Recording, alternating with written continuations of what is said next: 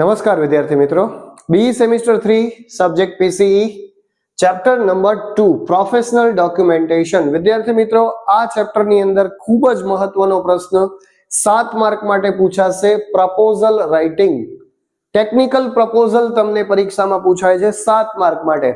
તો વિદ્યાર્થી મિત્રો, આ વર્ષે જે નવી બુક આવી છે બરાબર, એની અંદર એનું ફોર્મેટ કંઈક આ રીતે આપેલું છે. આપણે ટેકનિકલ પ્રપોઝલ લાસ્ટ ટાઈમ વિડીયોમાં અપલોડ કરેલી છે, તો એનું જે ફોર્મેટ છે એ થોડુંક અલગ છે, પણ આ વર્ષે જે પ્રપોઝલ રાઇટિંગનું ફોર્મેટ છે એ આ રીતે આપેલું છે બરાબર. તમે રેફરન્સ બુક જોશો તો એમાં આપેલું છે, અતુલ પ્રકાશનની જે બુક છે એમાં.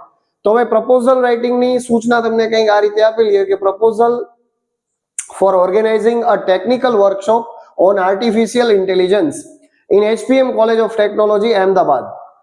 Right a proposal in detail. હવે આ એક સિમ્પલ ઇન્સ્ટ્રક્શન છે. હવે તમને એક્ઝામમાં જે રીતે આવશે એ રીતે પણ આપણે તમને બતાવીશું, પણ એક તમને જસ્ટ ખાલી ફોર્મેટ અહીંયા બતાડું છું. એક્ઝામ્પલ છે કે ભાઈ HPM કોલેજ ઓફ ટેકનોલોજી અહેમદાબાદની અંદર આપણે એક ટેકનિકલ વર્કશોપનું આયોજન કરવાનું છે. એ વર્કશોપ છે આર્ટિફિશિયલ ઇન્ટેલિજન્સ ઉપર બરાબર છે. અને આ જે વર્કશોપ છે એ કોઈ પણ એક પ્રાઇવેટ કંપની છે એ પોતાના એક્સપર્ટ દ્વારા એ વર્કશોપ આપતી હોય છે કોલેજના સ્ટુડન્ટ્સને. તો સમજી લો કે આ HPM કોલેજ ઓફ ટેકનોલોજી છે એ BE સેમેસ્ટરના વિદ્યાર્થીઓ, મતલબ BE બેચલર ઓફ એન્જિનિયરિંગના વિદ્યાર્થીઓ ત્યાં ભણે છે.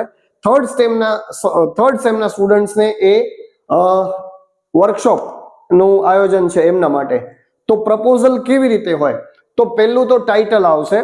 ટાઇટલ જે છે એ technical proposal for artificial intelligence. Artificial intelligence માટેની એક આ પ્રપોઝલ છે. હવે એ સબમિટ કરવાની હોય પ્રપોઝલ. તો એ સબમિટ કોને કરવાની? તો સબમિટેડ ટુ.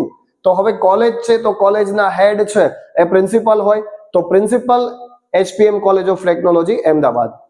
હવે એ પ્રપોઝલ છે એ સબમિટ કોના દ્વારા થાય છે? તો કે સબમિટેડ બાય પર્વ ટેકનિકલ સોલ્યુશન્સ અહેમદાબાદ. પર્વ ટેકનિકલ સોલ્યુશન્સ કરીને એક કોઈ ઇન્સ્ટિટ્યૂટ છે યા કોઈ એક ફર્મ છે બરાબર, કોઈ કંપની છે માની લ્યો. તો એ જે છે એ આ પ્રપોઝલ છે એ સબમિટ કરે છે.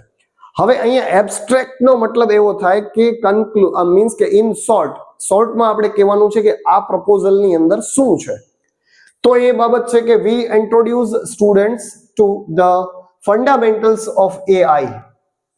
આનાથી શું થશે કે અમે વિદ્યાર્થીઓને પરિચિત કરીશું, એમને સમજાવીશું, એમનો પરિચય કરાવીશું. શેનાથી? તો કે ફંડામેન્ટલ્સ ઓફ AI. AI મતલબ આર્ટિફિશિયલ ઇન્ટેલિજન્સ.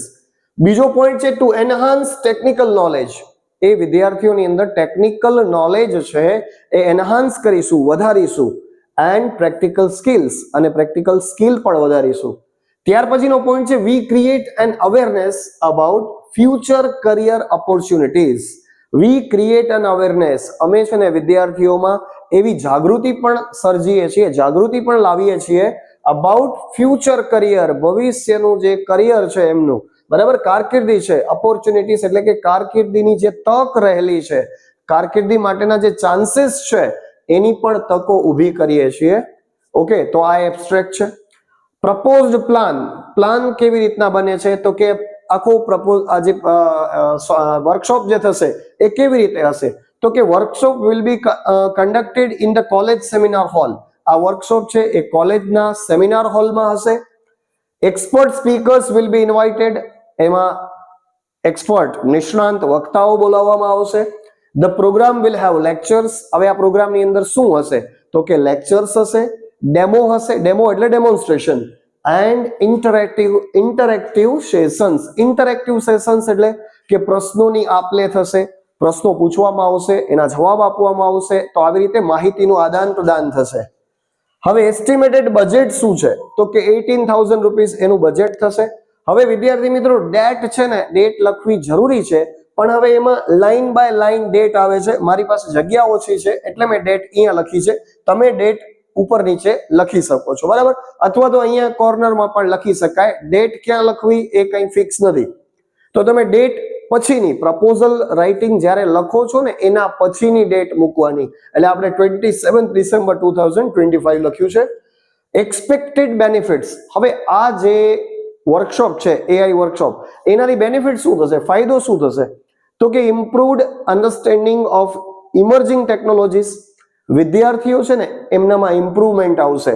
અન્ડરસ્ટેન્ડિંગ એટલે એ લોકો સમજશે શેને? Of emerging technologies. Emerging technology એટલે હમણાં અથવા ભવિષ્યમાં જે ઉદ્ભવનારી ટેકનોલોજી છે એના વિશે એમને માહિતી આપવામાં આવશે, સમજણ આપવામાં આવશે. Better technical skills among students. વિદ્યાર્થીઓમાં છે ને ટેકનિકલ સ્કિલ છે એ ડેવલપ થશે. Motivation for higher studies and research. વિદ્યાર્થીઓને છે ને હાયર ઉચ્ચ અભ્યાસ માટે એમને મોટિવેશન અપાશે અને રિસર્ચ વર્ક કરવા માટે પણ એમને પ્રેરણા આપવામાં આવશે, મોટિવેશન આપવામાં આવશે. તો વિદ્યાર્થી મિત્રો, આ તમારી પ્રપોઝલ રાઇટિંગ છે. આ એનું એક એક્ઝામ્પલ છે. તો એક્ઝામ્પલને સારી રીતે તમે સમજી લેજો.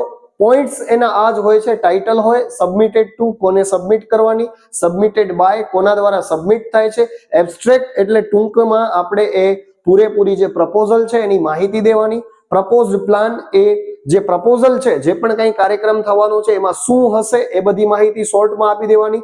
એ જે પ્રપોઝલ છે, જે કંઈ પણ પ્લાનિંગ થવાનું છે એનું એસ્ટિમેટેડ બજેટ શું છે, એનાથી બેનિફિટ શું થશે, આટલા પોઈન્ટ્સ એમાં એડ કરી દેવાના. ડેટ અહીંયા પણ લખી શકો છો, ઇન બિટવીન પણ ડેટ તમે મૂકી શકો છો. આના સિવાય વિદ્યાર્થી મિત્રો ઘણી બધી પ્રપોઝલ એવી છે કે એની અંદર બધા પોઈન્ટ આપી દીધા હોય છે. પોઈન્ટ તમને સૂચનામાં જ આપી દીધા હોય છે. તો એ બધા ટોપિક કે પોઈન્ટને તમે અહીંયા ડિસ્ક્રાઇબ કરી શકો છો. એવી પ્રપોઝલ પણ આપણે જોશું. બરાબર છે. પ્રપોઝલ બે પ્રકારની હોય છે, સોલિસિટેડ એન્ડ અનસોલિસિટેડ. બરાબર છે. તો બે પ્રકારની પ્રપોઝલ છે.